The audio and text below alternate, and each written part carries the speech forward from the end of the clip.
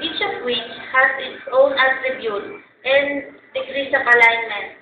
Beckhardt defines organization development or OD as an effort planned organization-wide and managed from the top to increase the organization effectiveness and the health through planned intervention with the organization processes using behavioral science knowledge.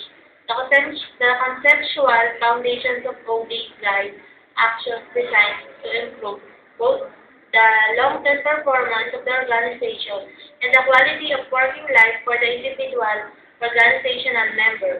It is a planned, systematic process in which behavioral science principles and practices are used to improve organizational functioning.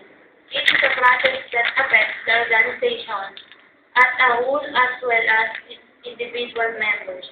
It involves the application of behavioral science to process the functioning and the management of the organization, especially in response to changes in the environment.